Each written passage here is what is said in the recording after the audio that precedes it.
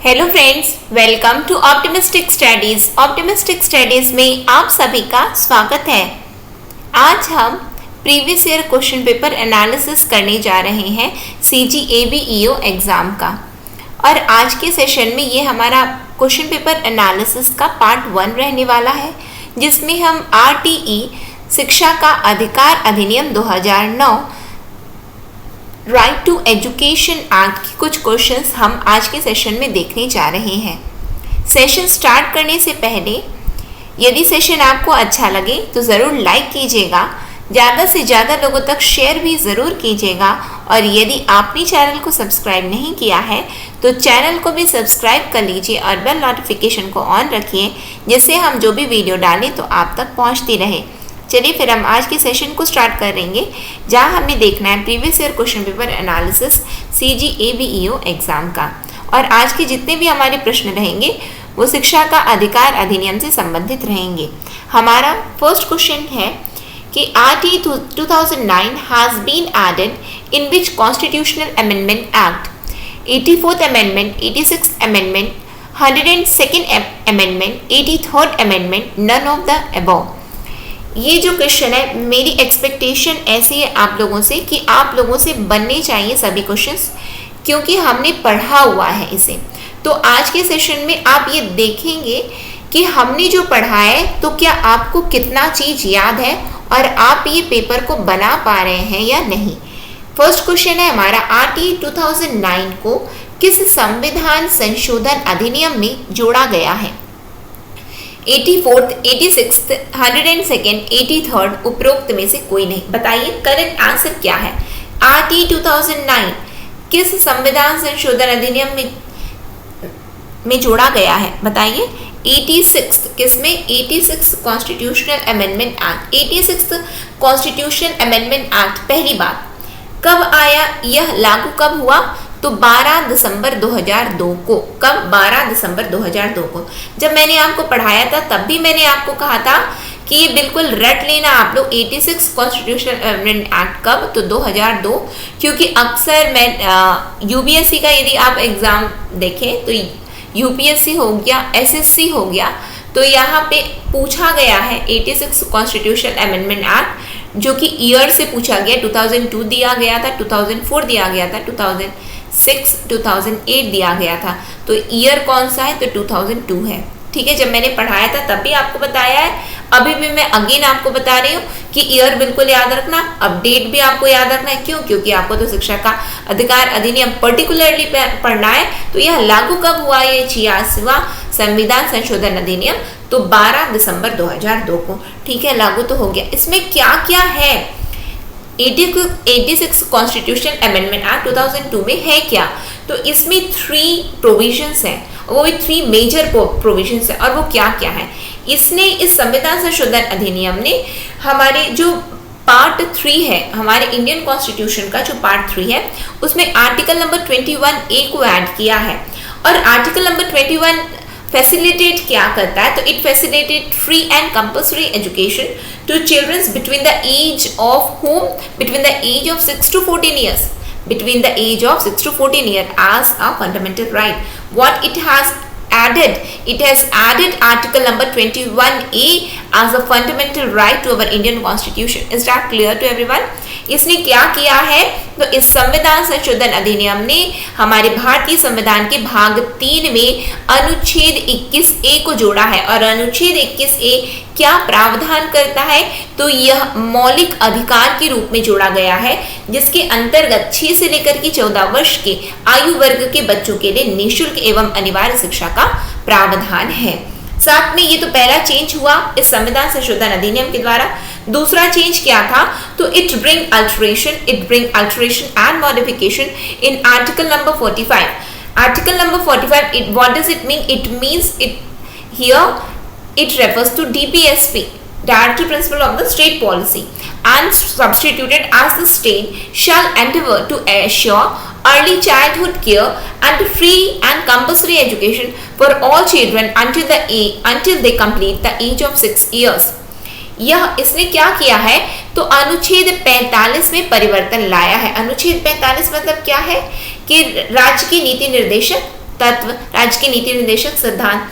और उसके अंतर्गत इसने क्या किया, क्या परिवर्तन लाया है, तो इसने जो परिवर्तन लाया है वो ये लाया। पहली बात, परिवर्तन लाने से पहले तो हमें ये पता होना चाहिए इसमें था क्या। तो इसमें अनुच्छेद 45 में ये था कि राज्य प्रयासरत रहेंगे। किस में प्रयासरत रहेंगे, प्रयास करेंगे कि 14 वर्ष तक के बच्चों के लिए निःशुल्क एवं अनिवार्य शिक्षा के लिए वो प्रयास करेंगे। क्यों प्रयास ही कर सकते, कैसे, क्योंकि ये क्या है, राज्य के नीति निर्देशक सिद्धांत है जो कि बाध्यकारी नहीं है, बाध्यकारी नहीं है, लीगली बाइंडिंग नहीं है। जब लीगली बाइंडिंग नहीं है तो ये वो प्रयासरत ही रहते हैं।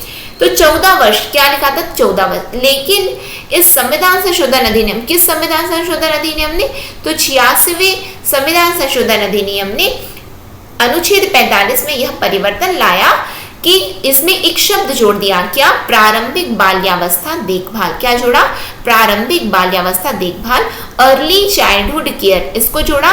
साथ में ये बोला कि अर्ली चाइल्डहुड केयर के अंडर करना क्या है, तो 6 वर्ष की आयु पूरी होने तक मुफ्त और अनिवार्य शिक्षा सुनिश्चित करने का राज्य प्रयास करें। कितना, जब प्रारंभिक बाल्यावस्था की बात आती है तो हमने ये भी पढ़ा है कि अर्ली चाइल्डहुड केयर मतलब होता क्या है, तो अर्ली चाइल्डहुड केयर मतलब होता है जो कि आंगनवाड़ी में जो शिक्षा ली जाए, जो कि प्री प्राइमरी हो गया यानी कि शाला पूर्व शिक्षा हो गई, प्री या फिर प्री प्राइमरी एजुकेशन हो गई। Pre primary education what does it mean, जैसे कि नर्सरी हो गया, KG1 KG2 हो गया। तो ये सभी शिक्षाएं क्या होती हैं, तो ये सभी शिक्षाएं प्रारंभिक बाल्यावस्था की शिक्षा होती। और यदि हम देखभाल की बात करें तो यानी कि वो ये किसकी बात कर रहे हैं, कुछ 6 वर्ष तक के बच्चों की बात करें तो 6 वर्ष तक के बच्चों के लिए निःशुल्क एवं अनिवार्य शिक्षा के लिए राज्य प्रयास करेंगे। किस अनुच्छेद के अंतर्गत, तो अनुच्छेद 45 के अंतर्गत। किसके माध्यम से यह आया है, तो 86वें संविधान संशोधन अधिनियम के द्वारा आया है। क्लियर है आप लोगों को, एक एक चीज हम यहाँ पे देख रहे हैं, जिससे कहीं से भी यदि प्रश्न आएगा ना तो आपका बिल्कुल गलत नहीं होना चाहिए आप सभी का। फिर उसके बाद तीसरी बात इसने क्या की है, तो अनुच्छेद 51A में, अनुच्छेद 51A मतलब क्या हो गया, ये तो फंडामेंटल ड्यूटी हो गया। क्या हो गया, ये फंडामेंटल ड्यूटी यानी कि मौलिक कर्तव्य हो गया। यानी कि मौलिक कर्तव्य में इसने एक और जोड़ दिया है, एक खंड जोड़ दिया है। वो कौन सा खंड जोड़ा है, तो K को जोड़ दिया। अब जब K को जोड़ा इसका मतलब इसके अंतर्गत इसने क्या किया, तो अभिभावकों के लिए इसने बात किया है। कर्तव्य है तो किसके कर्तव्य, तो अभिभावकों के। कैसे कर्तव्य है कि वे अपनी 6 से लेकर, अभिभावक या माता पिता, तो वे अपनी 6 से लेकर के 14 वर्ष आयु वर्ग के बच्चों के लिए शिक्षा के अवसर प्रस्तुत करने के ये क्या इन्होंने प्रावधान किया है कि आप बिल्कुल ऐसा करेंगे, ये आपके कर्तव्य हैं, मौलिक कर्तव्य हैं। अगेन मौलिक कर्तव्य भी क्या होते हैं, तो मौलिक कर्तव्य भी क्या होते हैं, आपको आपने पढ़ा होगा हमारे इंडियन कॉन्स्टिट्यूशन, यदि आपने आर्टिकल्स पढ़े तो कितने होते हैं, क्या होते हैं, ये सब डेफिनेटली आपने पढ़ा ही होगा। ठीक है, क्या, insertion of a new clause in article 51A clearly mandates the parents और guardians to furnish opportunities for education of their children between the age group of 6 to 14 years. और ये इसने क्या किया, तो आर्टिकल नंबर 51A के जोड़ दिया है। ये 3 major changes 86 constitution amendment act ने लाया है, जो कि कब आया, तो 2002 में आया है। बिल्कुल ये 3 जो चेंजेस लाए गए हैं 86वें संविधान संशोधन अधिनियम के माध्यम से, ये आप लोगों को याद करना है। ठीक है, नेक्स्ट क्वेश्चन में हम आ जाते हैं। भारतीय संविधान के किस भाग में शिक्षा के अधिकार का उल्लेख है? Right to education is mentioned in which part of the Indian constitution? भाग पहला, दूसरा, तीसरा, चौथा या उपरोक्त में से कोई नहीं। सबसे बनना चाहिए किसमें है, तो शिक्षा का अधिकार का उल्लेख तो भाग तीसरे में। किसमें, थर्ड पार्ट में। थर्ड पार्ट क्या है, तो मौलिक अधिकार है, फंडामेंटल राइट है। मौलिक अधिकार मतलब आर्टिकल नंबर 21A है। ठीक है, याद रहेगा आप लोगों को। नेक्स्ट क्वेश्चन में हम आते हैं। नेक्स्ट क्वेश्चन क्या है हमारा, भारत के राष्ट्रपति ने किस तारीख को RT 2009 को अपनी सहमति दी है? On which date the President of India has given his assent to RT 2009? 4 August 2009, 26 August 2009, 2 जुलाई 2009, 1 अप्रैल 2009 या नन ऑफ द अबव। बताइए कब दी है राष्ट्रपति जी ने अपनी सहमति शिक्षा के अधिकार अधिनियम 2009 को? तो कब दी है राष्ट्रपति जी ने? तो 26 अगस्त 2009 को दी है। बिल्कुल 26, हमने पढ़ा है क्या? तो बिल्कुल हमने पढ़ा है ये चीज को। क्या पढ़ा है हमने ये पढ़ा है कि 2 जुलाई 2009 को कैबिनेट द्वारा बिल को मंजूरी दी गई थी। कौन सी बिल है? तो राइट टू एजुकेशन बिल है, शिक्षा का अधिकार विधेयक है ये, ठीक है, विधेयक है। तो इसको मंजूरी दी गई। राज्यसभा ने इसे कब पारित किया? तो 20 जुलाई 2009 को राज्यसभा ने पारित कर दिया। 4 अगस्त 2009 को किसने पारित किया? तो लोकसभा ने इस विधेयक को पारित किया। Rajya Sabha pass the bill on 20 July 2009, Lok Sabha on 4 August 2009। Now when a question arises on which date RT 2009 enacted, क्या बताया जा रहा है यहाँ पे? यह बताया जा रहा है, यदि आपके एग्जाम में प्रश्न आता है कि शिक्षा का अधिकार अधिनियम 2009 को अधिनियमित कब किया गया था, तो अधिनियमित कब किया गया था? तो 4 अगस्त को किया गया था। 4 अगस्त 2009 को शिक्षा का अधिकार, अधिनियम भी नहीं बोलेंगे हम, अभी शिक्षा का अधिकार बस बोलेंगे। क्यों? क्योंकि जब तक राष्ट्रपति जी की मंजूरी नहीं मिल जाती तो वो अधिनियम नहीं होता, वो विधेयक ही होता है। आपने डेफिनेटली अपने पॉलिटी में पढ़ा होगा ये चीज को, जहाँ पे अपने पार्लियामेंट वाले चैप्टर को पढ़ा होगा, संसद वाले चैप्टर में आप सभी ने ये चीज को पढ़ा होगा कि ये आप यदि जान रहे होंगे कि पारित और अधिनियमित और स्वीकृति क्या होता है, फिर उसके बाद राजपत्र में प्रकाशित क्या होता है, तो ये सभी चीजें आप लोग जानते होंगे, ठीक है। अब यदि एग्जाम में पूछा गया कि इनैक्ट कब हुआ है, अधिनियमित कब हुआ है, तो बिल्कुल याद रखना यह अधिनियमित हुआ है 4 अगस्त 2009 को। कब हुआ है? 4 अगस्त 2009 को यह अधिनियमित हुआ है। लेकिन हमारा प्रश्न तो ये नहीं था। हमारा प्रश्न क्या था कि राष्ट्रपति जी ने अपनी सहमति कब दी? तो राष्ट्रपति जी ने 26 अगस्त 2009 को अपनी सहमति दी थी। कब दिया था? President gave his assent on 26 August 2009, ठीक है। और क्या है इसके बारे में हमें कुछ जानना है क्या? तो बस इतनी ही चीजें जो कि हमें जानना है, जहाँ पे हमने डेट देख लिया है, ठीक है। अब हमारा नेक्स्ट क्वेश्चन है कि RT 2009 लागू कब हुआ है? Right to education 2009 came into effect on 26 January 2010, 1 April 2010, 15 August 2010, 26 August 2010। उपरोक्त में से कोई नहीं, नन ऑफ द अबव। क्या है बताइए, कब लागू हुआ है? हमने पारित देख लिया, राज्यसभा, लोकसभा, अधिनियमित देखा, राष्ट्रपति जी की स्वीकृति, एसेंट देख लिया। अब बताइए केम इनटू इफेक्ट क्या है, लागू कब हुआ है? तो 1 अप्रैल 2010 को। कब हुआ है? तो 1 अप्रैल 2010 को यह भारत में लागू हुआ है। पहला राज्य कौन सा था जहां पे यह लागू हुआ है? तो पहला राज्य था उत्तर प्रदेश, जहां ये लागू हुआ है, ठीक है। नेक्स्ट क्वेश्चन में हम आते हैं।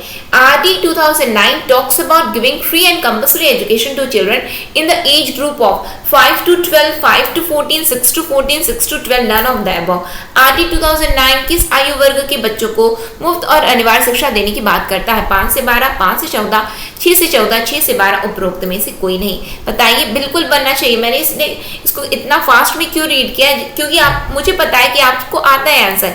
क्या है? 6 to 14 ईयर्स। क्या है? तो 6 to 14 ईयर्स। नेक्स्ट क्वेश्चन में हम आते हैं। नेक्स्ट क्वेश्चन क्या है हमारा? नेक्स्ट है RT के तहत कितने प्रतिशत बच्चों को निजी स्कूल मुफ्त शिक्षा देंगे? As per RT, the private school will provide free education to how many percent of children? 15%, 15%, 20%, 25%, 30%। उपरोक्त में से कोई नहीं। बताइए कितने प्रतिशत को RT 2009 के तहत कितने प्रतिशत बच्चों को निजी स्कूल, क्या पूछा गया? निजी स्कूल मुफ्त शिक्षा देते हैं। तो निजी स्कूल 25% बच्चों को क्या देते हैं? तो 25% बच्चों को मुफ्त एवं अनिवार्य मुफ्त शिक्षा प्रदान करते हैं। यह किस धारा में है? तो धारा 12 के 1 के सी में है। कहाँ है? धारा 12 के उपधारा 1 के उपखंड सी में दिया हुआ। उपखंड सी मतलब ग आता है, जिसमें क्या प्रावधान है कि 25% बच्चों को ये क्या करेंगे? 25% बच्चों को यह निःशुल्क शिक्षा प्रदान करेंगे, ठीक है। नेक्स्ट क्वेश्चन में हम आ जाते हैं। नेक्स्ट क्वेश्चन का क्या है हमारा? तो छत्तीसगढ़ में RT किस तारीख को लागू हुआ? RTE came into effect in Chhattisgarh on which date? 27 January 2010, 2 April 2010, 15 August 2010, 26 August 2010 या उपरोक्त में से कोई नहीं। बताइए कि छत्तीसगढ़ में शिक्षा का अधिकार किस तारीख को लागू हुआ है। तो छत्तीसगढ़ में शिक्षा का अधिकार लागू हुआ है, इसमें क्या लिखा हुआ है? तो इसमें लिखा हुआ है कि जब यह लागू छत्तीसगढ़ में लागू कब हुआ? जब ये छत्तीसगढ़ सरकार के द्वारा राजपत्र पर प्रकाशित कर दिया गया। कब प्रकाशित हुआ है? तो 15 नवंबर 2010 को, 15 नवंबर 2010 को। तो यह राजपत्र पर प्रकाशित का डेट है ये, ठीक है, 15 नवंबर 2010। इसमें लिखा क्या है कि जिस दिन यह राजपत्र में प्रकाशित हुआ उसी दिन यह लागू हो गया। इसका मतलब क्या हुआ कि 15 नवंबर 2010 को यह लागू हुआ। जब 15 नवंबर 2010 को लागू हुआ, इसका मतलब आपका आंसर क्या होना चाहिए यहाँ पे कि उपरोक्त में से कोई नहीं। क्लियर है आप लोगों को? नन ऑफ द अबव यहाँ पे आंसर होगा। याद रखना, आप लोगों को ध्यान क्या देना है, आपको ना जबरदस्ती दिमाग नहीं लगाना है। जबरदस्ती दिमाग मतलब ये आप लोगों को बिल्कुल अपने ऊपर भरोसा होना चाहिए। क्या भरोसा होना चाहिए कि आपने जो पढ़ा है वो आपने सफिशिएंट है, ये एग्जाम को क्रैक करने के लिए आपने सफिशिएंट स्टडी करी हुई है, यानी कि बिल्कुल आप क्रैक कर सकते हो। जब ये विश्वास आपके अंदर जगेगा ना, तब आप इस तरीके क्वेश्चन को सॉल्व कर पाओगे। कैसे सॉल्व कर पाओगे? आप बिल्कुल नहीं पढ़े हो, हम ऐसा अज्यूम करते हैं कि आपने पढ़ा ही नहीं है, ठीक है, या फिर हम एज्यूम करते हैं कि आपने पढ़ा है। जो जैसा भी स्थिति, आप कोई भी किसी भी प्रश्न, सामान्य प्रश्न की मैं बात कर रही हूँ, अपने ऊपर जब आप भरोसा रखोगे ना कि हमने जो पढ़ा है वो एकदम करेक्ट पढ़ा है। अब याद क्या करोगे एग्जामिनेशन हॉल में कि हमने इससे संबंधित पढ़ा क्या है, हमने इससे संबंधित पढ़ा क्या है। मैं इतना क्यों एम्फसाइज कर रही हूँ? इसलिए एम्फसाइज कर रही हूँ कि किसी प्रश्न का उत्तर उपरोक्त में से कोई नहीं है, ये भी उत्तर होता है। हम अक्सर इस चीज को नकार देते हैं, हम ना जबरदस्ती अरे नहीं इनमें से ना कोई तो होगा ऐसा करते हैं, हम तुक्का लगा देते हैं। अब वो तुक्के में हमारा गलत हो गया। जब हम तुक्का लगा देते तो हम सोचते हैं कि हमारी तीर ही लग गई है, तो ऐसा नहीं होता है। जो आपने पढ़ा है वो सही है, आपको अपने पर भरोसा।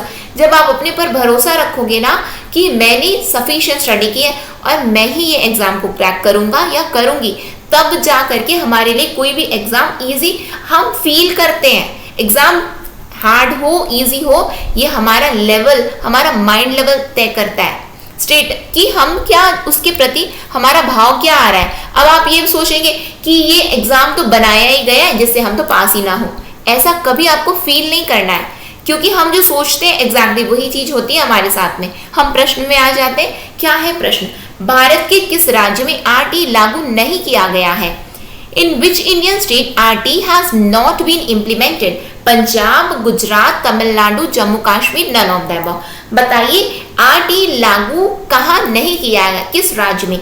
ये प्रश्न हम क्या देख रहे हैं? तो हम previous year question paper analysis देख रहे हैं जो कि 2013 के सिलेबस के अकॉर्डिंग है, जो कि एग्जाम हुआ था 2013-14 में एग्जाम हुआ था। उस समय की स्थिति क्या थी? तो उस समय की स्थिति थी कि यह अधिनियम जम्मू कश्मीर में लागू नहीं हुआ था, लेकिन अभी वर्तमान स्थिति क्या है कि यह जम्मू कश्मीर में भी लागू हो गया है। जब ये जम्मू कश्मीर में लागू हो गया है, इसका मतलब हमारा आंसर क्या है? उपरोक्त में से कोई नहीं। कहाँ लागू नहीं किया गया है? तो उपरोक्त में से कोई नहीं, क्योंकि ये सभी राज्यों में लागू किया गया है। ये क्या है? केंद्र प्रशासित प्रदेश जम्मू कश्मीर। जम्मू कश्मीर में कैसे लागू किया गया है? तो जम्मू कश्मीर रीऑर्गेनाइजेशन एक्ट 2019 के अंतर्गत यह शिक्षा का अधिकार अधिनियम लागू कर दिया गया है। वहां भी एक वही चीज लिखी हुई है, ठीक है। जम्मू कश्मीर पुनर्गठन अधिनियम 2019 के अंतर्गत इसे लागू किया गया है। आरटीई डैश कक्षा तक मुफ्त शिक्षा प्रदान करता है। 5वीं, 8वीं, 10वीं, 12वीं उपरोक्त में से कोई नहीं। RT provides free education till dash class 5th, 8th, 10th, 12th। बताइए नन ऑफ द अबव। कौन सी क्लास तक यह प्रदान करता है? तो 8वीं कक्षा तक, पहली से लेकर के 8वीं कक्षा तक, 6 से लेकर के 14 वर्ष तक के बच्चों के लिए यह निःशुल्क एवं अनिवार्य शिक्षा का प्रावधान करता है, ठीक है। नेक्स्ट क्वेश्चन में हम आ जाते हैं। नेक्स्ट क्या है हमारा क्वेश्चन? नेक्स्ट क्वेश्चन है हमारा, दुनिया के किस देश में आरटी लागू नहीं किया जा रहा है? RT is not been implemented in which country of the world? Pakistan, Nepal, Myanmar, Bangladesh, none of the above. कहाँ लागू नहीं किया जा रहा है? बताइए। पाकिस्तान, नेपाल, म्यांमार, बांग्लादेश, उपरोक्त में से कोई नहीं। यहाँ पे जो हमारा करेक्ट आंसर है वो है, बिल्कुल आप लोग यदि तुक्का भी मारेंगे तो बिल्कुल सही मारेंगे। तुक्का मारिए और बताइए क्या होगा। तुक्का मारिए जो कि बिल्कुल आपका सही है। यदि आप तुक्का मारे तो बिल्कुल सही है, या फिर जानते हैं तो तब तो और भी अच्छी बात है। आइए इसके बारे में थोड़ी चर्चा कर लेते हैं कि शिक्षा का अधिकार जब भारत लागू किया है, शिक्षा का अधिकार अधिनियम लागू करने वाला जब भारत ने लागू कर दिया तो भारत 130 से अधिक देशों की लीग में शामिल हो गया, यानी कि विश्व के 130 से अधिक देश या शिक्षा का अधिकार अपने देशों में यह लागू किए हुए हैं। तो जैसा कि जो कि क्या बताता है, तो ये एक कानूनी गारंटी है, it which have a legal guarantee to provide free and compulsory education to children. निःशुल्क एवं अनिवार्य शिक्षा के लिए यह क्या है, कानूनी गारंटी है। साथ में यूनेस्को की एक रिपोर्ट है जिसका नाम क्या है, यूनेस्को की education for all global monitoring report 2010 के अनुसार लगभग 135 देशों में सभी के लिए मुफ्त और गैर भेदभावपूर्ण शिक्षा के संवैधानिक प्रावधान है। According to UNESCO's education for all global monitoring report 2010, about 125 countries have constitutional provision for free and non-discriminatory education. Are you getting this point? गैर भेदभावपूर्ण शिक्षा, नॉन डिस्क्रिमिनेटरी एजुकेशन, यानी कि भेदभाव नहीं किया जाता है वहां पे। ये जो right to free and compulsory education यहाँ पे तभी तो शामिल किया गया ना, किससे शामिल, अलाभित समूह के विद्यार्थियों को, फिर उसके बाद अब चाइल्ड विद फिजिकल डिसेबिलिटी सभी को शामिल किया है, डिसएडवांटेज सेक्शन को सभी को शामिल किया गया है। यहाँ पे ये नहीं बोला गया है कि नहीं तुम्हारे लिए नहीं, तुम्हारे लिए नहीं, तुम्हारे नहीं, सभी के लिए शिक्षा है। बस क्या डिसाइड किया गया है, 6 से लेकर के 14 वर्ष के होने चाहिए, यहाँ पे 1 से लेकर के 8वीं तक की शिक्षा है। ये चीज हमने पढ़ा हुआ है। उसके बाद बात आती है कि श्रीलंका, यदि हम भारत के पड़ोसियों को देखें, पड़ोसी देश को देखें, तो श्रीलंका और पाकिस्तान ऐसे 2 पड़ोसी देश हैं जहां पे यह मुफ्त शिक्षा, जिसे हम निःशुल्क शिक्षा बोल सकते हैं, तो निःशुल्क शिक्षा के कोई प्रावधान नहीं है, कानूनी प्रावधान नहीं है। जबकि यदि हम बांग्लादेश और म्यांमार की बात करें तो वहां 4 साल की अवधि के लिए यह प्रावधान है। यदि हम नेपाल की बात करें तो वहां 5 साल के लिए अनिवार्य स्कूली शिक्षा है। याद रखना आप लोग, श्रीलंका और पाकिस्तान में कोई प्रोविजंस नहीं है, वहां पे कोई फ्री एंड कंपल्सरी एजुकेशन का कोई प्रोविजन नहीं है। यदि हम नेपाल की बात करते हैं तो वहां पे 5 इयर्स के लिए है स्कूली शिक्षा, निःशुल्क शिक्षा जो कि स्कूली शिक्षा है। यदि हम बांग्लादेश और म्यांमार की बात करें तो वहां पे 4 वर्ष के लिए है। ये बिल्कुल देख लिया हमने। अब आप बताइए इंडिया में कितने वर्ष की निःशुल्क एवं अनिवार्य शिक्षा का प्रावधान है, इंडिया में कितने वर्ष का है? तो यदि आप लोग बिल्कुल आंसर बता रहे होंगे, मेरा ऐसा मानना है 8 वर्ष के लिए, 8 इयर्स के लिए। 8 इयर्स कैसे, पहली से लेकर के 8वीं तक के लिए, पहली से लेकर के 8वीं, 6 से लेकर के 14 आयु वर्ग के बच्चों के लिए। ठीक है, वही बात यहाँ पे भी लिखी हुई है। और यदि हम बात करें कि जैसे कि with the right to education act now operation, India has joined some 20 other countries including Afghanistan, China and Switzerland which have laws guaranteeing free and compulsory education for 8 years of elementary education। जैसा कि मैंने अभी आपको बता दिया कि भारत ने शिक्षा का अधिकार अधिनियम जब से लागू हुआ है भारत में, तो भारत किसमें शामिल हो गया, तो अपने भारत, अफगानिस्तान, चीन और स्विट्जरलैंड सहित कुछ 20 अन्य देशों की सूची में शामिल हो गया जहां पे 8 साल की प्रारंभिक शिक्षा। अगेन यहां से एक चीज आपको याद हो गई, क्या याद हो गई, कि अफगानिस्तान हो गया, चाइना हो गया और इंडिया हो गया, पड़ोसी देश की बात करें हम लोग, है ना।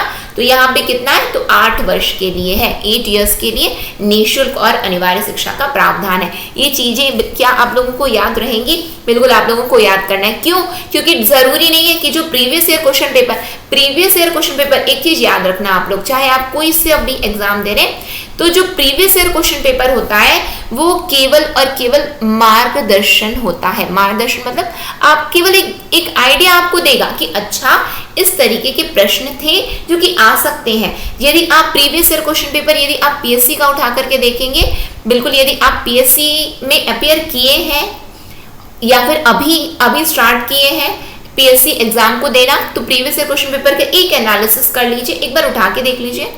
तो उठा के भी ऐसे मत देख लेना कि पढ़े नहीं हो कुछ भी और प्रीवियस क्वेश्चन पेपर पलट रहे हो, कभी ऐसे नहीं करना चाहिए। प्रिपरेशन के दौरान यदि आपने कुछ भी नहीं पढ़ा है तो प्रीवियस क्वेश्चन पेपर को मत देखिए, समझ में कुछ नहीं आएगा। कुछ पढ़े हो उसके बाद में देखो, कोई टॉपिक कंप्लीट कर लिए उसके बाद में देख लीजिए कि अच्छा हमने ये पढ़ा है, क्या इस तरीके के प्रश्न बन रहे हैं क्या, तब देखिए, अदरवाइज ये क्वेश्चन पेपर को देखते रह जाएंगे, क्वेश्चन पेपर को पलट करके देखें, वो दिन पूरा खत्म हुआ, बंद कर दिए क्वेश्चन पेपर, उसके बाद हम क्या किए, बस हो गया आज हमने ना क्वेश्चन पेपर एनालिसिस कर लिया, अब हम कल से पढ़ेंगे। ऐसी स्थिति मत करना।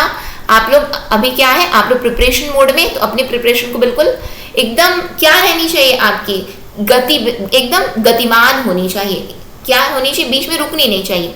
तो उस क्रम में यदि मैं आपको ये बता रही हूँ कि क्वेश्चन पेपर केवल आपको एक आइडिया देता है, और यदि आप CGPSC के क्वेश्चन पेपर यदि आप उठा करके देखेंगे तो आप देखेंगे कि पहले जो क्वेश्चन आते थे और अब जो क्वेश्चन PSC सेट करता है उनमें बहुत फर्क है। तभी बोला जाता है एस्पिरेंट्स के द्वारा कि प्रश्न बहुत कठिन आए हैं। क्यों? क्योंकि इन्होंने अपने पैटर्न्स को बदल दिया है। पहले एकदम डायरेक्ट क्वेश्चन पूछे जाते थे, अब नहीं पूछे जाते, अब बहुत एकदम डायरेक्ट यदि आप एक्सपेक्ट करो एकदम डायरेक्ट क्वेश्चन आएगा, नहीं आएगा। अब कौन सा आता है, सबसे ज्यादा कौन सा आता है, तो कूट वाले प्रश्न आते हैं, जहाँ पे आपको कोड्स दिए रहते हैं और आपको क्या करना रहता है, मिलान करना रहता है। आपके एग्जाम में अब कौन से स्टेटमेंट बेस्ड क्वेश्चन आते हैं, तो इस तरीके के प्रश्न आते हैं जहाँ पे PSC ने अपना पैटर्न बदल दिया है। अब आप देख रहे हैं ये 2013 का प्रश्न पत्र है, 2013-14 को जब एग्जाम हुआ था ABO का, तब का ये प्रश्न पत्र है। और यदि आप इस प्रश्न पत्र की बात करें तो यहाँ पे तो बहुत इजी क्वेश्चन आए, बहुत इजी है।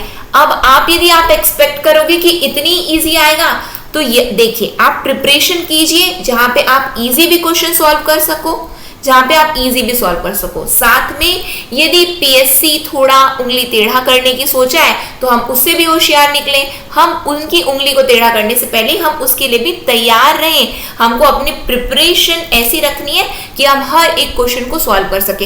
इसके लिए आपको करना क्या है, इसके लिए आपको सबसे पहली बात, किसी भी एग्जाम को क्रैक करने के लिए आप किसी भी चीज की आवश्यकता है तो वह है पॉजिटिव माइंडसेट, सकारात्मक सोच। जब आपकी ये सोच रहेगी तब आप कोई सा भी एग्जाम यदि टारगेट किए हो, आप डेफिनेटली अपने ऊपर भरोसा जरूर रखना कि आप बिल्कुल कर सकते हो। ठीक है, अपने ऊपर और जिसको भी आप मानते हो उन पर जरूर भरोसा रखना, आप डेफिनेटली एग्जाम को क्रैक कर पाएंगे। तो फिर ये सेशन को हम यहीं पे एंड करते हैं। सेशन अच्छा लगा हो तो जरूर लाइक कीजिएगा, ज़्यादा से ज़्यादा लोगों तक शेयर भी ज़रूर कीजिएगा, और यदि आपने चैनल को सब्सक्राइब नहीं किया है तो चैनल को भी सब्सक्राइब कर लीजिए और बेल नोटिफिकेशन को ऑन रखिए, जिससे हम जो भी वीडियो डालें तो आप तक पहुंचती रहे।